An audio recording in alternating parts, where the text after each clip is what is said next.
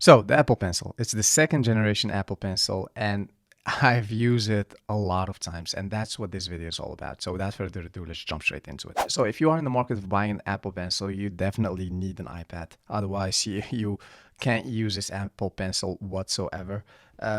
It was at this moment that he knew.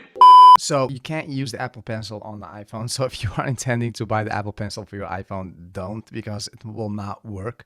If there's one device that you should use your Apple Pencil for, that's this iPad. This is the iPad Pro 2018. And if it has this, basically every iPad, you can use the Apple Pencil on every iPad, but if it has this magnetic thing on top, you can just slap your Apple Pencil onto. So it's obviously it's magnetic, and as you see here, you get straight away the percentage. It's charging right away from the battery of the iPad, and it gives you what percentage battery it has, like this. Also, if you want to use the Apple Pencil, or if you want to have it connected to your iPad, you need to have Bluetooth on. So as you see here, Bluetooth is off, and I can't use the Apple Pencil whatsoever. So I need to go to settings, turn that Bluetooth on. Right away, it's not connected. You need to slap it on above your iPad.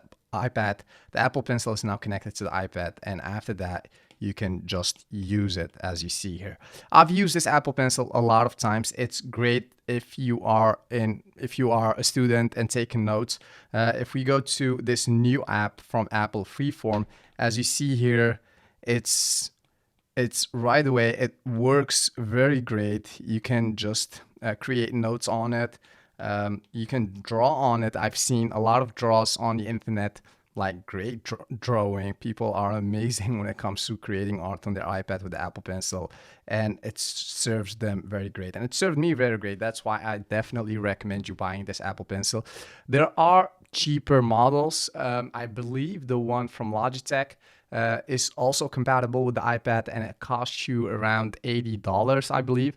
Don't quote me on that. Might be wrong on that. This one, though, will cost you around $120 to up to $130. Keep your eyes on Amazon, because they have a lot of discounts, and you can get it for about $100. Here in Europe, it's a bit more expensive. I believe I bought this one for 140 euros.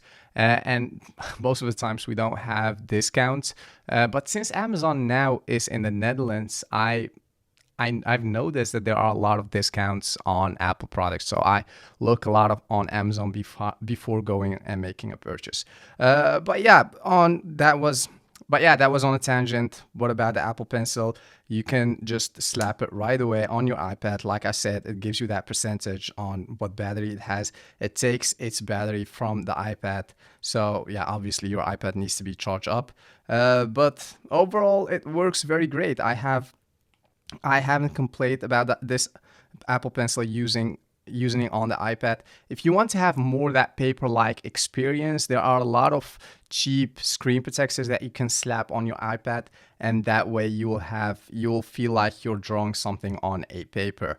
Yeah, and that's basically it. I hope you liked this video. Like always, if you have any questions, something that I haven't touched on, leave that in the comment section below. I try to answer your questions all the time. Give this video a big thumbs up. That helps me a lot. Subscribe to this channel. I'll see you in the next one. Peace.